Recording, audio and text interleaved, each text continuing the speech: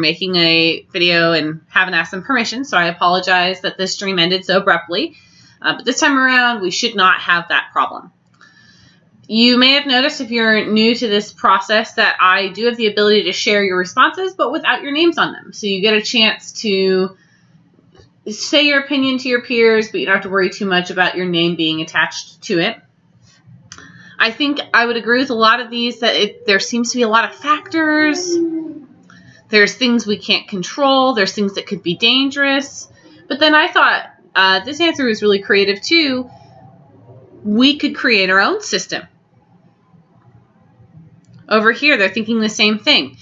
Just because it's currently violent and doesn't have a law system doesn't mean it necessarily would remain that way. So some very creative thinking. Thank you for sharing that.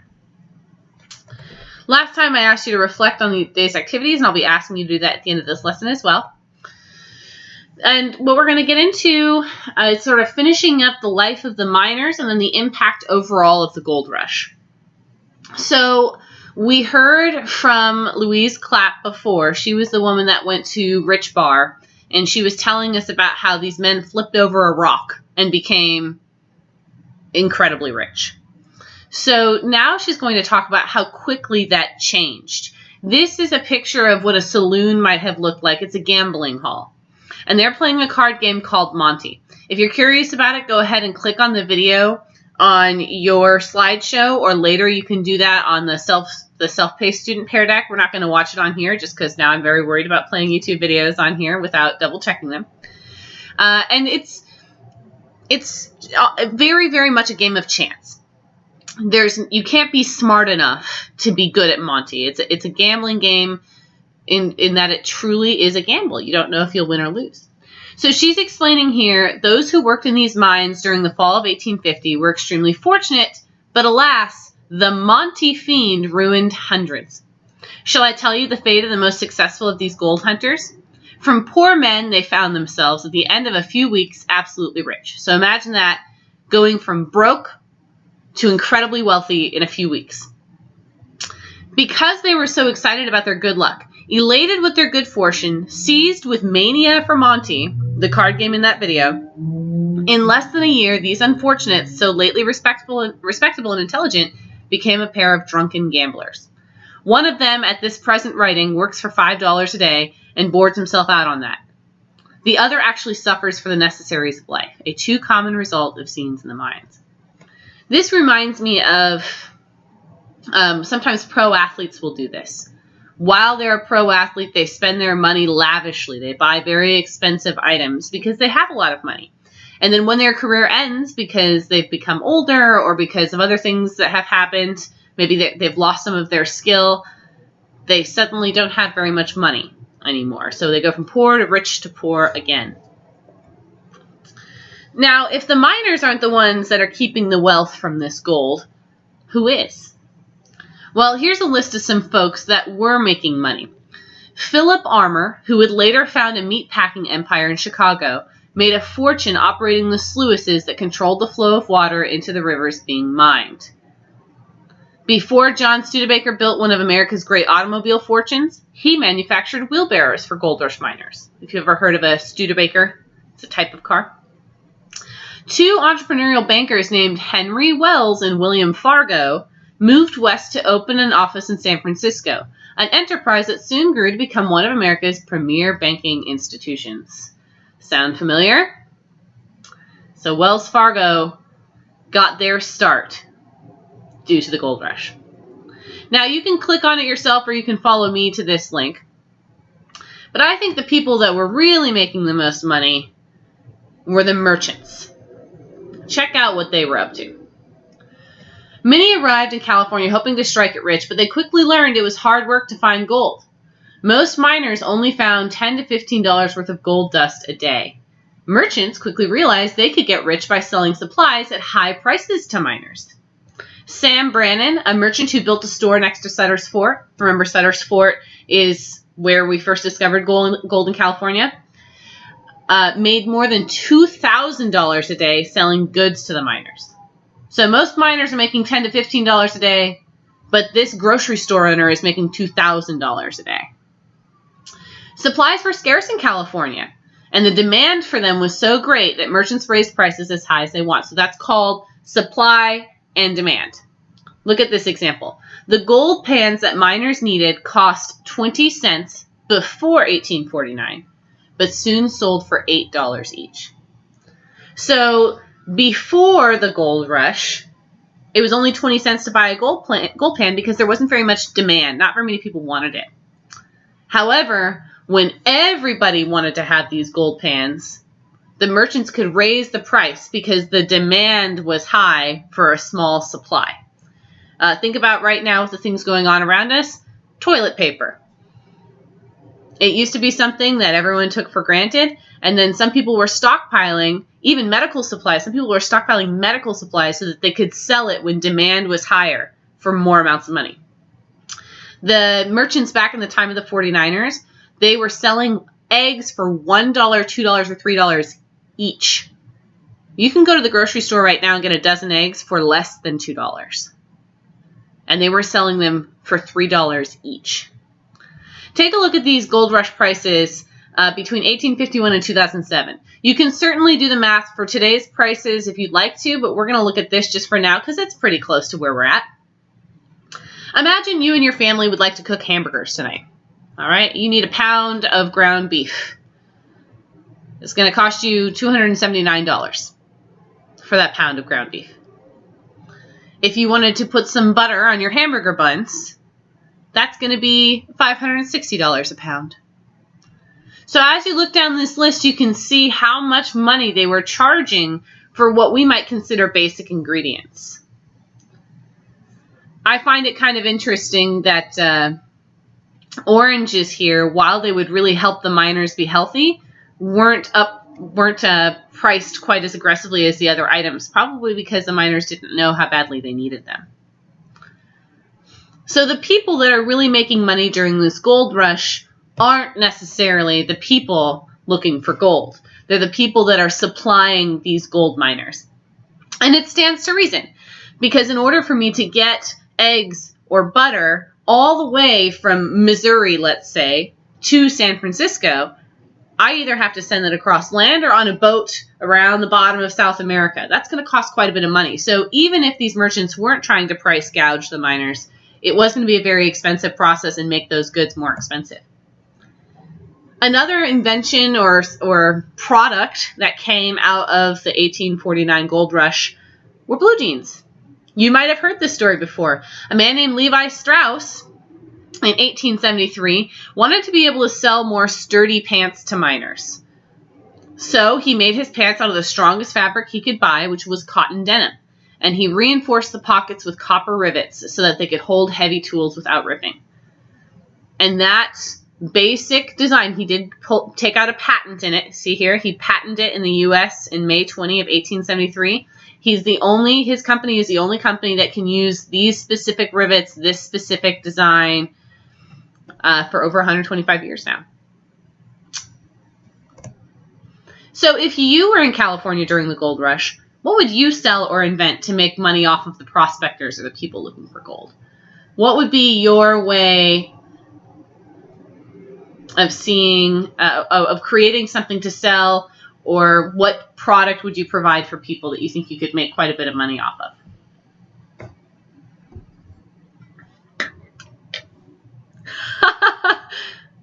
Well, I like this idea of gold detectors. I'm assuming they wouldn't actually work.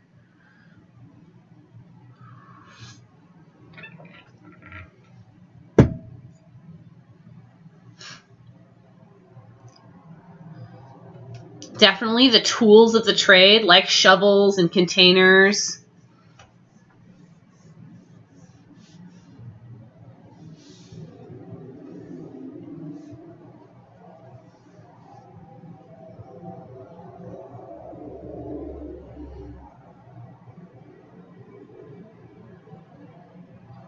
Oh, maybe now would be the time to invent a refrigerator. Now, at this time, they had something called ice boxes. So you'd get these huge pieces of ice and you'd keep them in a pretty well-insulated box. But they don't have a refrigerator. If someone could have figured out a way even to invent like a refrigerated wagon at this time, imagine how much money they could make.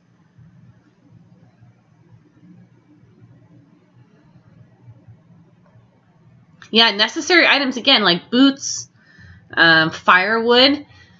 I have to assume that many people maybe didn't know how to survive in the California wilderness, so they might need some sort of tent making supplies, although it is quite nice weather there. You know, I'd have to be Google checked on this. I'm not sure when canned food was invented, but I will tell you that canned food was invented almost 100 years before the can opener. So there was a long stretch of time in which people had canned food but had to open them creatively.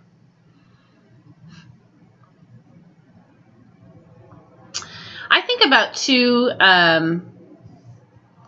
remember when we read about the woman who was selling a biscuit for $300?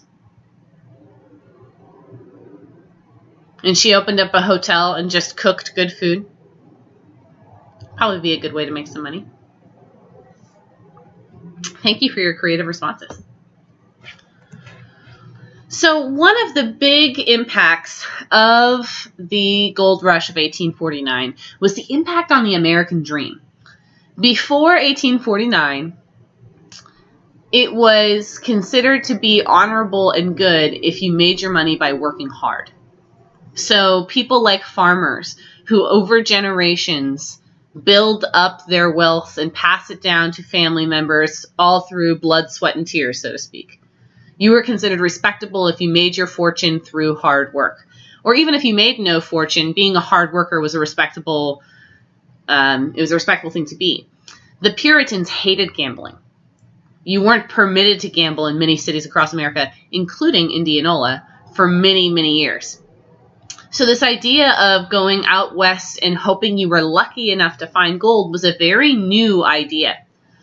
Take a look at what this man had to say. The old American dream, he writes, the dream inherited from 10 generations of ancestors, was the dream of the Puritans, of Benjamin Franklin's Poor Richard, of Thomas Jefferson's yeoman farmers. Remember how Thomas Jefferson was so big on agriculture and developing the land?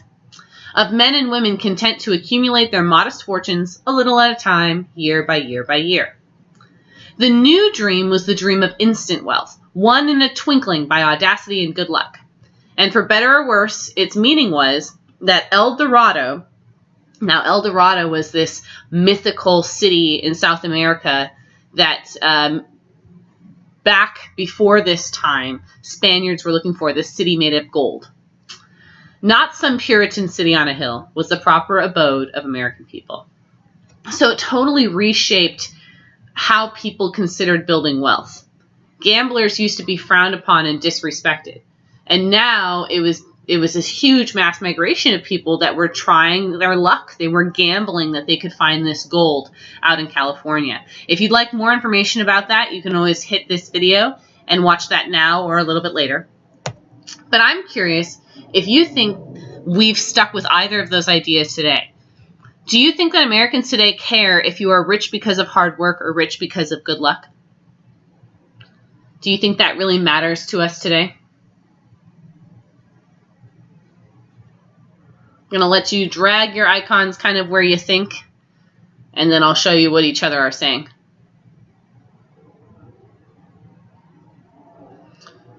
This one was tricky for me because I was thinking about different people. Some people I know would say one thing, and other people I know would say another thing. And I think the group of people that I know that think it does matter that you work hard, they tend to be older people. I don't know if you agree or disagree with that, but people like my parents, they put a lot more value on hard work. They told my little brother he couldn't just be a video game streamer, that he had to do something that required him to go to school and work hard to achieve. So I'll let you take a look at kind of where you guys are landing. Interesting. Looks like a few more of us think it does not matter. A few of us think it does matter.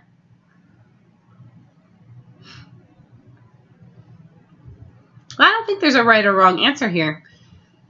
But it is interesting that because of this event in 1849, the way Americans viewed riches and values changed.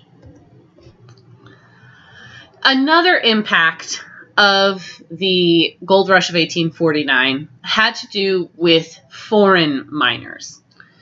It wasn't just people living in America that noticed this gold rush and wanted to be a part of it. In fact, people living in America probably had to travel the longest way because they had to go all the way from this side of the country to this side of the country, either overland or around the bottom of South America. People from Australia and China, however, they just had to cross the Pacific Ocean. People in South America had to maybe hop on the boat that was headed up to San Francisco. People from Europe came as well. Obviously, many experienced miners came up from Mexico because that had been a Mexican state just a year before. Now, while most of the miners were white men from New England, even the American miners had some diversity. There were Native Americans, there were free blacks, and there were also enslaved African Americans working in those mines. But the largest group of people that were foreign miners were the Chinese. That was because in China, they'd had some crop failures. So that meant there were diseases, or there was bad droughts, or too much rain, and they just had some bad seasons where they couldn't make very much money, so they came to California to try their luck on the gold fields.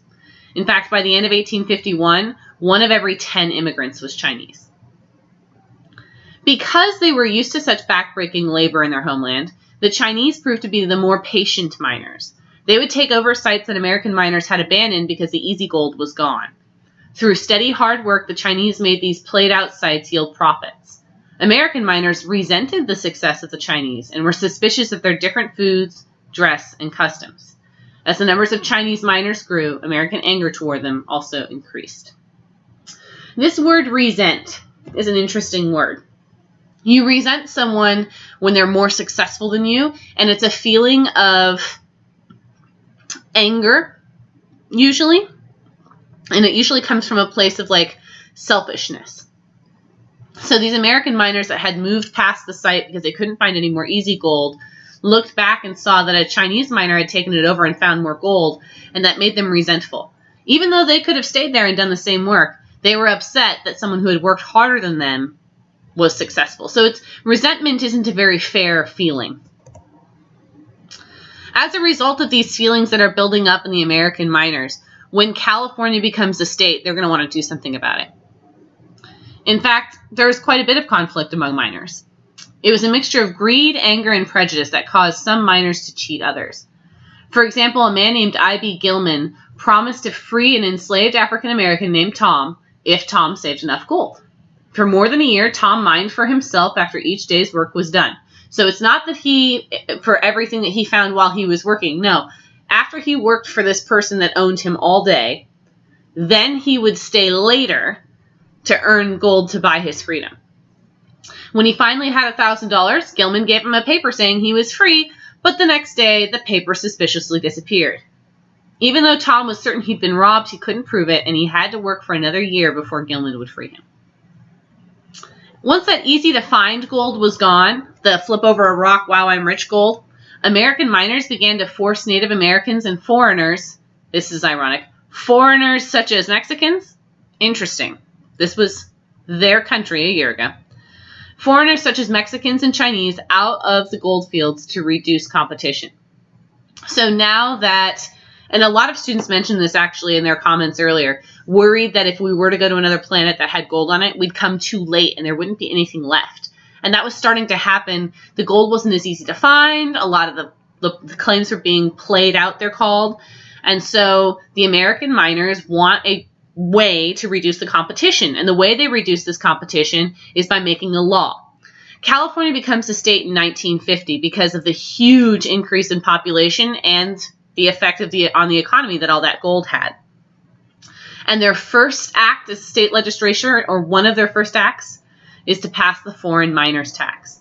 It was a tax of $20 a month on miners from other countries. Most of them can't afford to pay that. So as the tax collectors arrived in the camps, most of the foreigners would just leave. And if you're looking at these primary sources over here, this one is a foreign miner's license for much cheaper than $20. But it's showing that people's race or their country of origin was coming into the conversation. when the state was determining who could mine there. And if you're looking at these primary sources, the racism is not very subtle. Here's two more political cartoons giving us sort of an idea of what that racism looked like. So Americans at this time period recognized what was happening. Now I want to share what I think is a very cool resource with you. It's a video from 1897. It's of a Chinese man being arrested. We don't know if his arrest was right or wrong. Maybe he did commit a crime, maybe he didn't. But I really want to share this video with you because you'll get kind of a look at what San Francisco looked like over 100 years ago.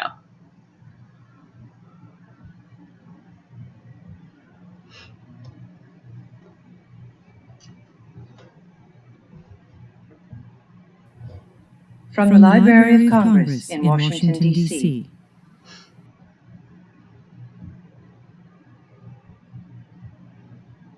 So you can see here the police officers have this man by the arm. And this is before videos naturally had sound with them. So it's just going to be a silent video. Most of the people we're seeing are male. I think I see one or two women in the background there.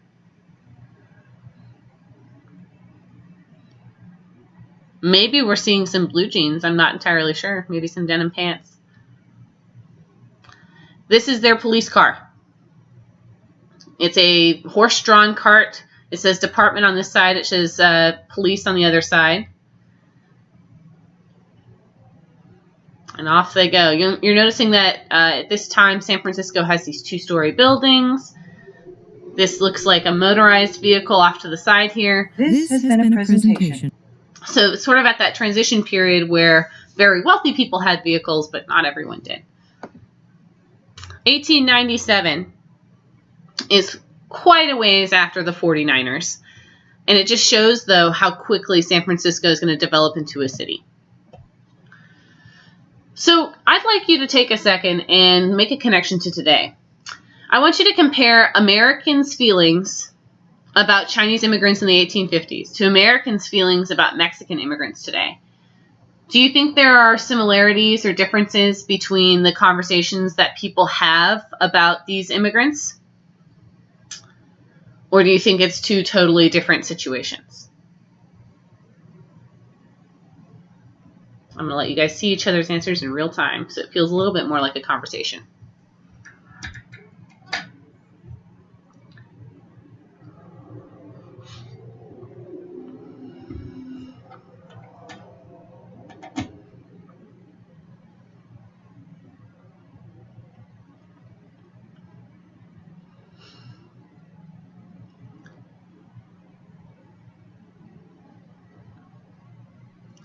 That resentment and jealousy, I definitely agree. I've heard people sound like that. I've heard people say they're stealing jobs and opportunities. But there was definitely very different reasons for people to be immigrating. I agree with that too. They were looking for very different types of opportunities. They were competing over very different types of things.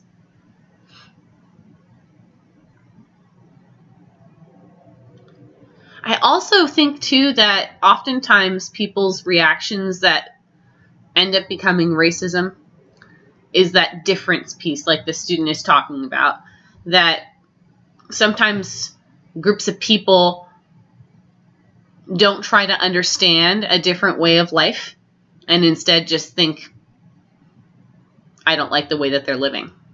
They're weird. They're too different for me to get along with. They're not like me. The other comparison I would make, when I grew up in Southern California, people would often say, you know, Mexican immigrants are taking our jobs. I remember hearing that, even though I was pretty young. But each summer, when it was time to pick the strawberries in the fields, you didn't see any high school students that wanted to go do 11 hours of work in the hot sun, bending over in half picking strawberries. That's not the type of job they wanted to do. And the Mexican immigrants were willing to do those types of jobs because they wanted to make a better life for themselves and their families.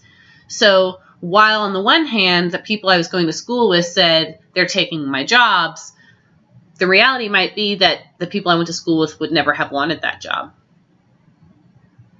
Thinking about the American prospectors who would leave that claim behind because it was too much work, but the Chinese immigrants would come through and they were willing to put that work in.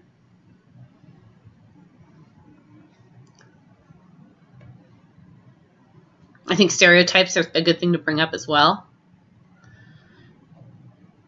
And also, yes, thinking about people who are closed-minded, who don't know how to appropriately interact with a new culture because they haven't tried or they haven't been taught. That doesn't necessarily excuse them for being racist, but it helps us understand why they're thinking that way.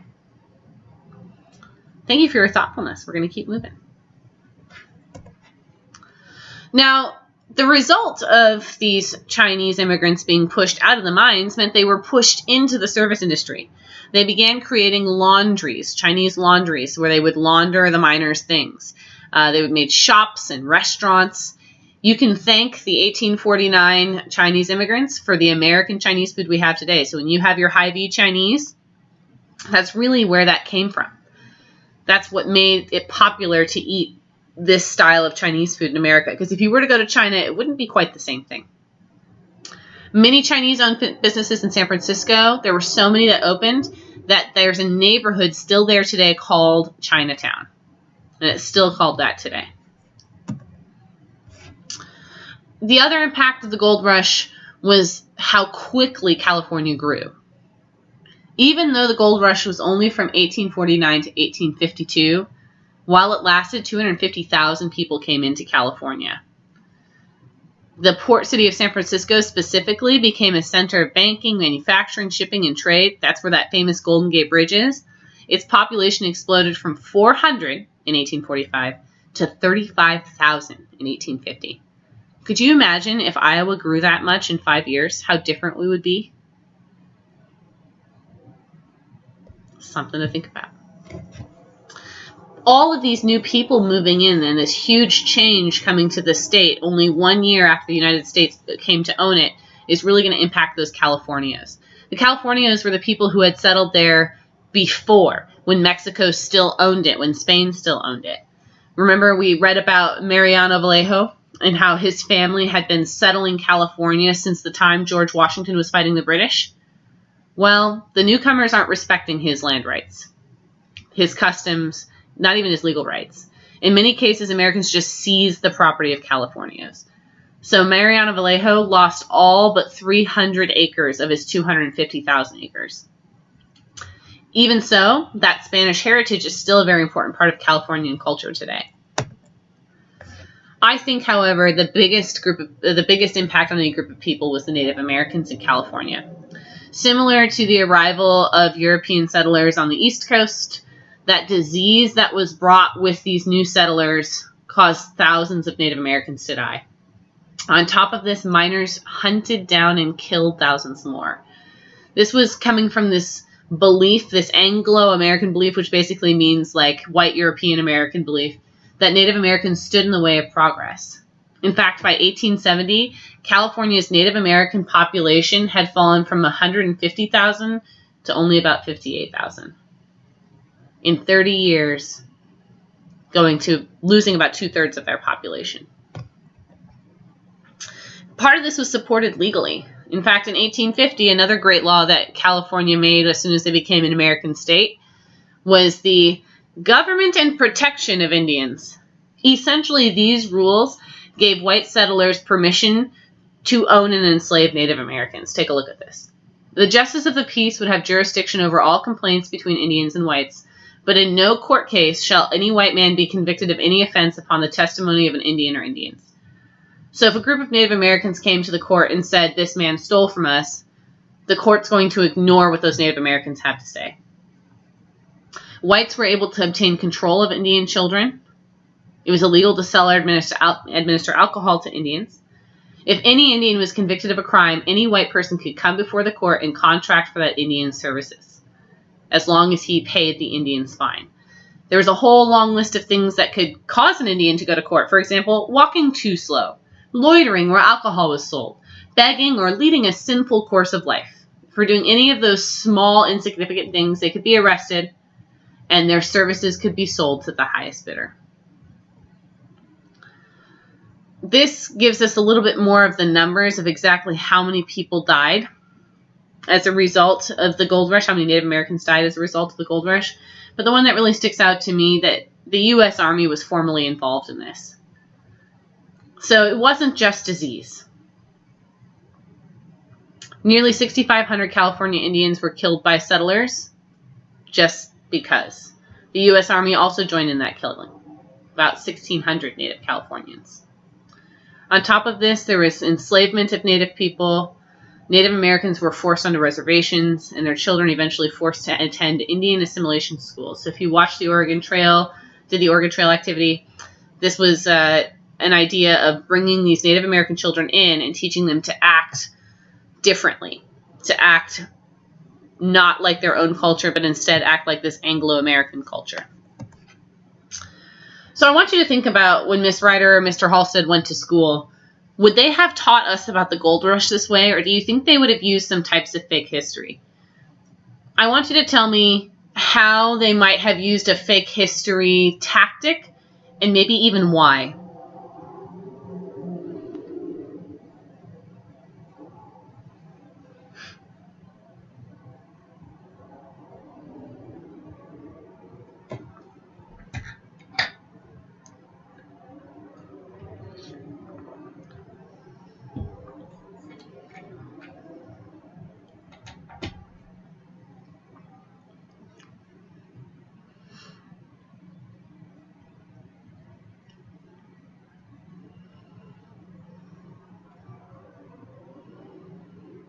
I'm very interested to see what Rico has to say here. I'm reading on bated breath.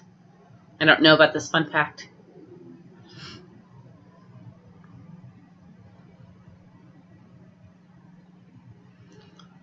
Oh, interesting.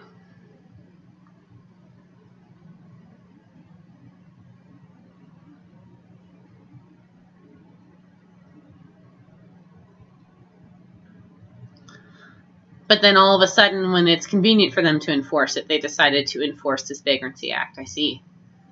I'm also curious about the logic behind that. If somebody is poor enough that they're in a situation where they have to be begging, wouldn't we want to be helping them?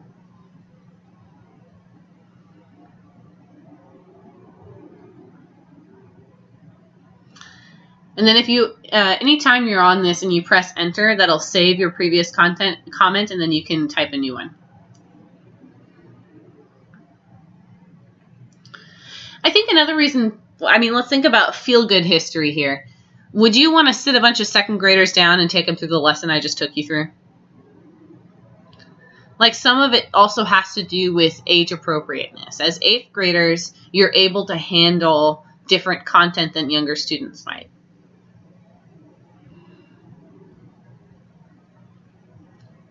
I think whitewashing, definitely only showing one perspective of how good finding gold was for Anglo-Americans and ignoring the impact that the gold rush had on the Californios, that it had on the Native Americans.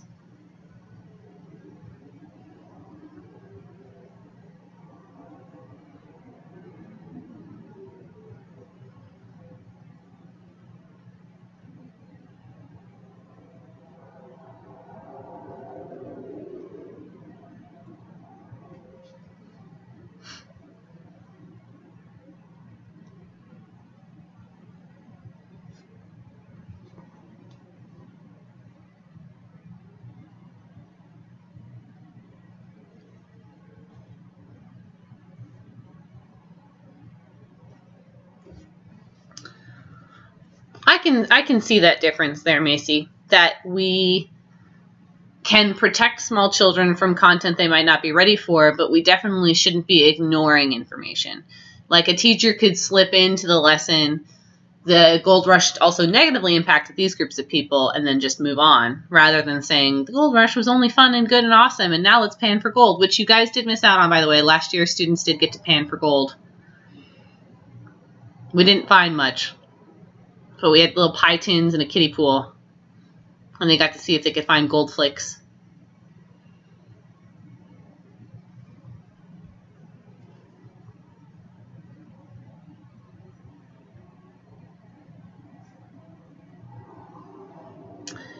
start to wrap up your thinking in the next 30 seconds here so we can keep on going and I can go over the assignment with you guys. But I really appreciate the thoughtfulness that you guys are exhibiting here and really how you're digging into it.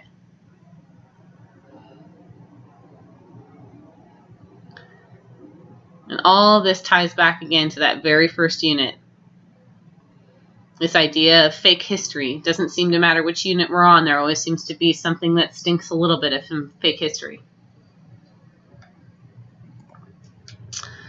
So this new land that the settlers have taken, they begin to farm. Once the gold rush is over, they're using this very fertile land. In fact, the Central Valley of California is still a big agricultural hub. If you eat an almond, it's probably from Central California. Sacramento is the capital of California, and it was the center of a very productive farming region. The final effect of the gold rush was that by 1849, California had enough people to apply for statehood. Now, it was very difficult to apply for statehood. Take a look at this. Here's Iowa. We didn't get to be a state until 1846, and people had been settling in Iowa long before that.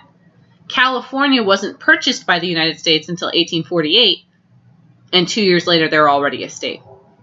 Just because that mass migration, so many people moved there so quickly. Texas became a state quite quickly because Americans had already been living there, even while it was a Mexican state.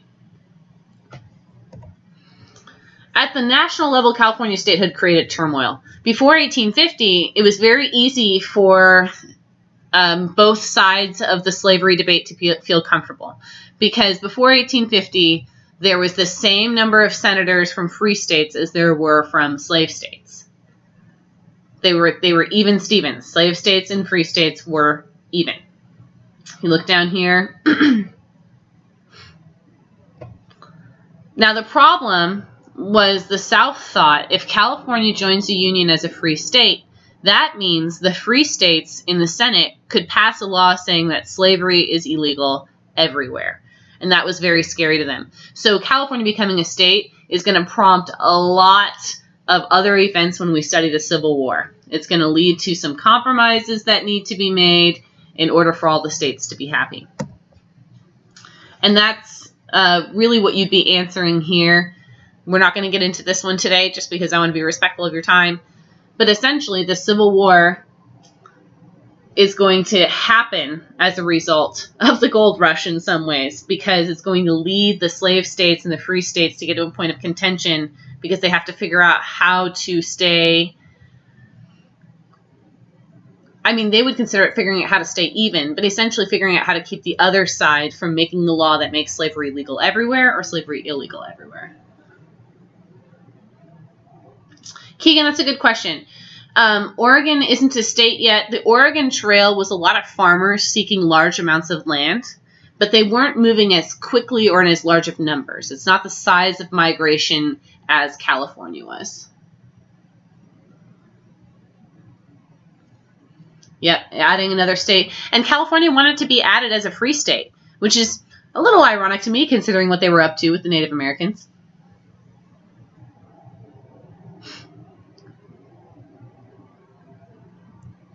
So the project now, if you will, is in the next 3 days to do 3 of the activities on this choice menu. Tomorrow there's also going to be a video from Mr. Halstead about primary sources that I highly recommend you check out, especially because some of the choice menu options have to do with that. So I'm going to pop this up here. I recommend you open it too.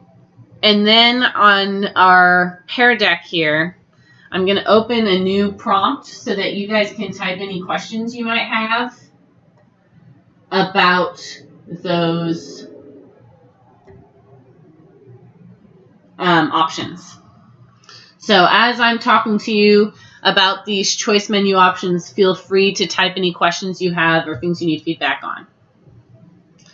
So on this choice menu here, there are all of these different options in white, and then there are 3 options in purple. You should do 3 of these activities, and 1 of them should be from this column. As you complete those activities, you can put them all in one document or all in one slideshow, or you can draw them all out by hand and take pictures of them. But you can turn them in all individually on PowerSchool. You don't have to wait until they're all done to do that. You do that by going to on the PowerSchool class page, that activities assignments piece. And the link itself is also on the first page. So here are some options, depending on how artistic you are or are not. I think this one's a lot of fun. You'd like create a slideshow presentation and present it to someone in your family. This one would be similar to our Delve action plan, a public service announcement video or social media post to help inform people. And this one is for my people that think that Ms. Ryder sometimes does too creative assignments. You just want to write 3 paragraphs and let me know what you know. I made this for you. So you're picking any of these 3. Again, if you have any questions, please write a response on that Pear Deck slide, and I'll be able to answer them. Otherwise, happy learning, happy creating. Thank you so much for your awesome conversation and feedback today, and I hope you have a great rest of your day and enjoy this sunshine, even though it's not super warm outside. And I miss you all lots and lots. Wish I could have you in the classroom. I will see y'all later.